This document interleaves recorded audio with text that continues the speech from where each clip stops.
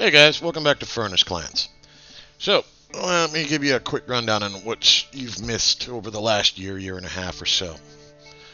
For starters, we have a dwarven child who has decided to go, well, bonkers on me. He is currently running around babbling.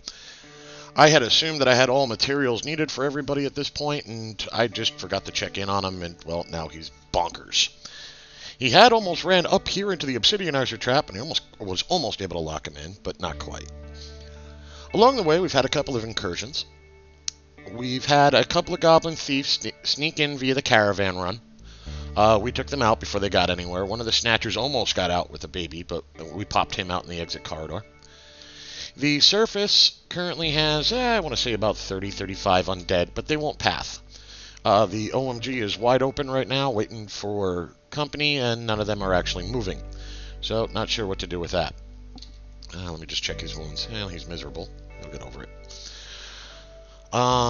Let's see, what else is going on? Over here, underneath our tree farm, after a year, it just was not draining fast enough for my preference. So, down here, do you remember the trick I did with the bridges from below? Where I would dig out, put in a bridge, and then we'd carve upwards from below so that nobody got flooded out. Well, we did that here. We put in 4 drainage pipes into the tree farm to help evict the water problem because it was just taking way too long. We're putting some weaponsmiths, well, not weaponsmiths, we're putting some ghosts to rest. Looks like I need a couple more. As you can see, I may have to expand the memorial site again. Yay! Other than that, not a tremendous amount has gone on. We've built out somewhere to around 180 menacing iron spikes, and I dug out a massive portion of bauxite, which is a magma-proof stone, and I did an exploratory run and found a 3-layer high glob, for lack of a better term, of magnetite that we dug out. So we've got some decent amount of iron.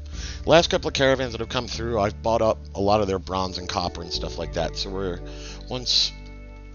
actually that's done. But once my furnace guys finally finish cleaning up here, start making metal bolts for everybody, and hopefully that'll keep everybody busy while we get enough trees for charcoal to get some more steel.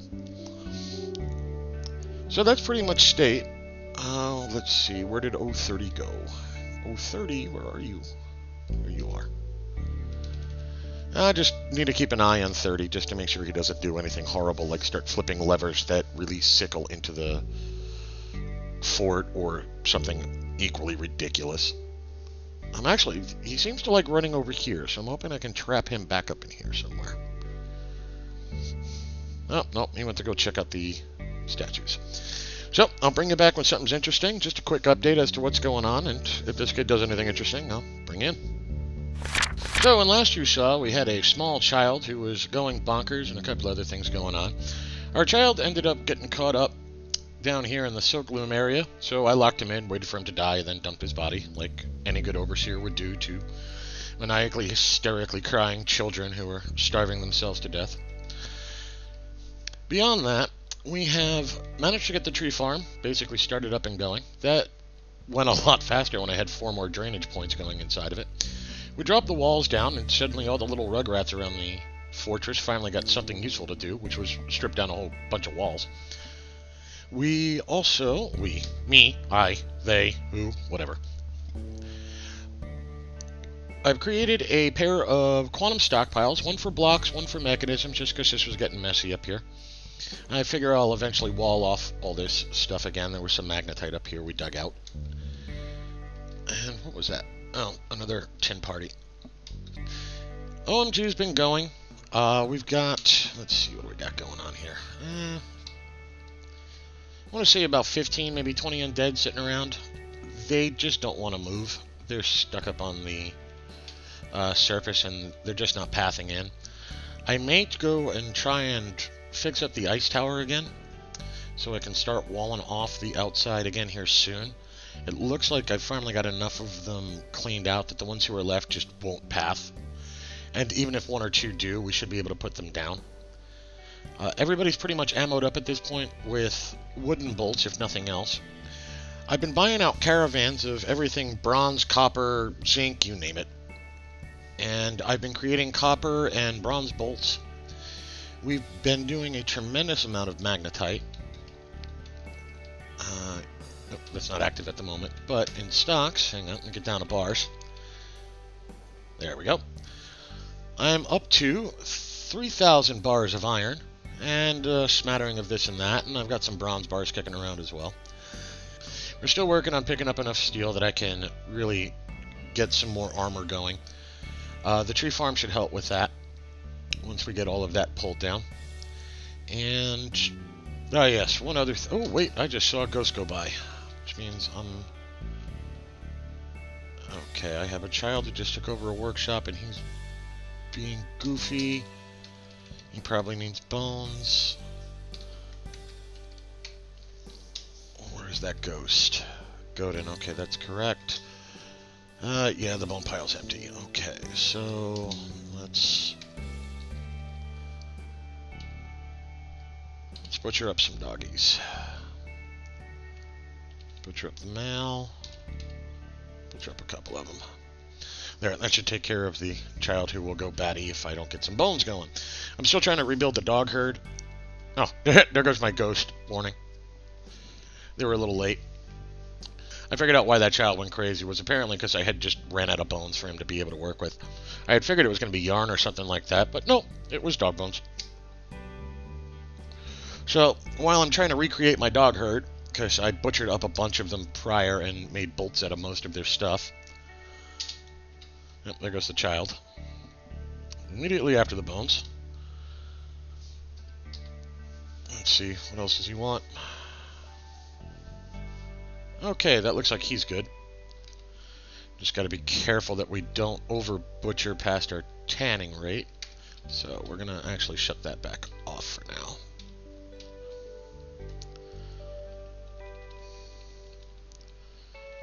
Let's see here. Yep, okay. That'll work for the moment. I've got to be careful when I do the butcherings, because sometimes some of my slower tanners will pick up the skin, and I really don't want to have to be putting down 2 or 3 skins at a clip while they're all surrounding the tannery. So other than that, progress is moving along. We're just dealing with our dwarf power while we try and get these children to grow up. Oh, number 003 grew up. I missed that announcement. When did that happen? Apparently a little while ago. So, welcome to the Iron Arrows 003. Here's hoping I have boots and clothes for you. We'll find out shortly.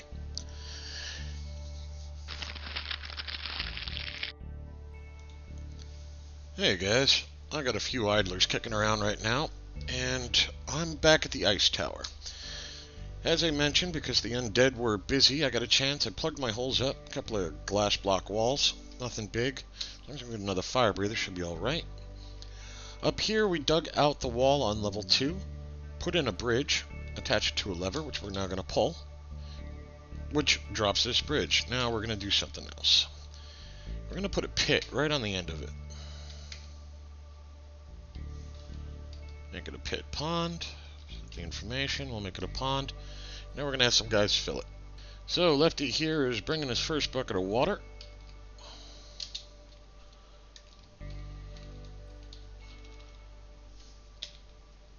Okay, we got muddy snow-covered ice. Now we're going to wait for the next one. 001 has now very kindly come along with our second bucket. And he's taking a sweet time getting to the end of the bridge. Here we go. Zip, and a nice one. Okay, now I'm going to shut that off. Remove zone. Now, the next test is, can I build another bridge? We're going to want to back that up one. So we're going to build a bridge there. We're going to create it out of diorite block. We're going to create that out of diorite blocks. I'm going to learn how to speak today. I need to add it into the burrow. I'm going to add that all the way down here, I think. Yeah, that should do. And now we're going to let them build that bridge. And through the magic of editing, we now have a bridge. So, we've confirmed a couple of things which I find interesting. The ice wall we created here can support this bridge. Because of that, we can now easily create scaffolding throughout this region. So now what we're going to do is we're going to create another pit pond here. Pit pond information. We're going to designate that as a pond. We're going to create another one, and we're going to start building scaffolding right along the edge here so that I can start walling up the outer entry to the surface. What I'll do is eventually I'll create a controlled entry up near the OMG entrance for the majority of things coming in. Now, one of the things that this is going to do, the more of the walls here that I clear out, the more likely they'll be to come in via the caravan entry. So this is going to be a delicate balancing act as I play this game, as I figure out different approaches as to how I want to do this. Because what I'm going to have to do is I'm going to have to create the entry to the OMG is here.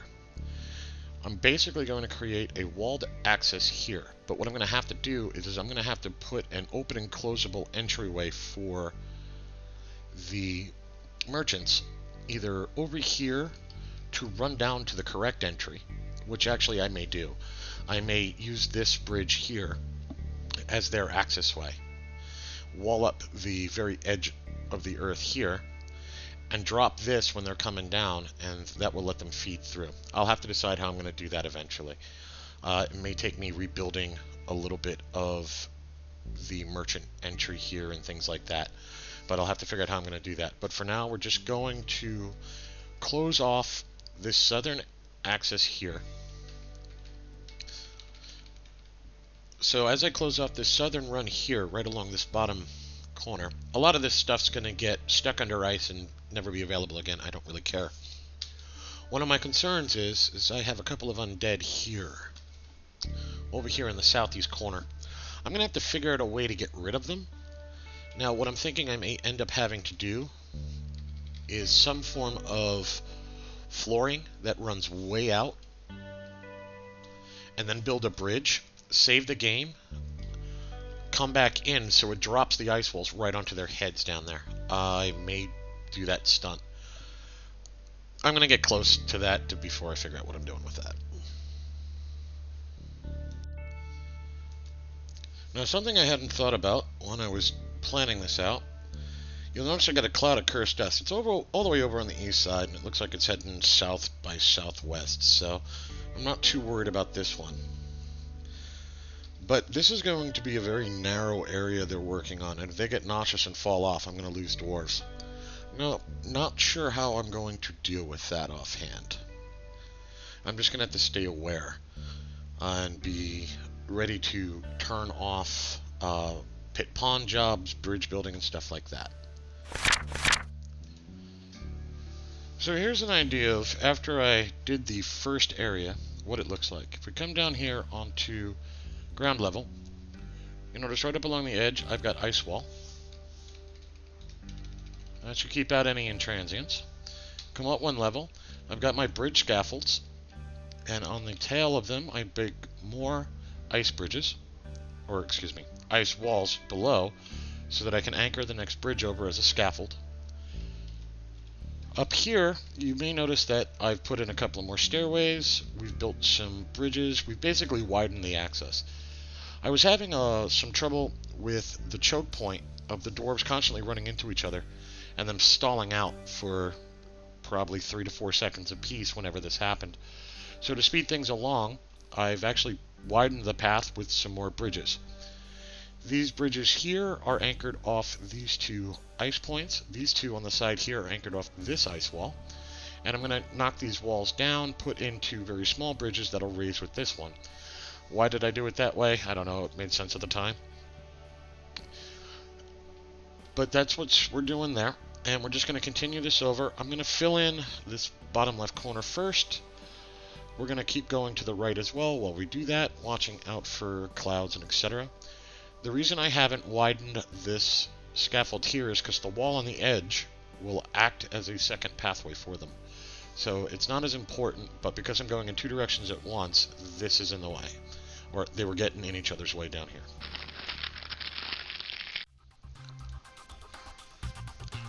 So, note of randomness.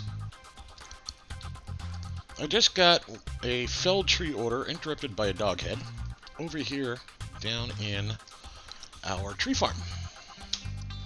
So, apparently they can see this guy even though he's nowhere near the grate. So, I think we're going to have to go shoot him down and take him out. But I have no idlers right now, so that's going to have to wait. So, we're just going to get some interruptions. So that's going to end this episode of FurnaceClan, guys. I'm going to start teasing you a little bit. Come back next time for when I start chasing down dog heads in waterway systems and things start going horribly, horribly wrong. See you next time.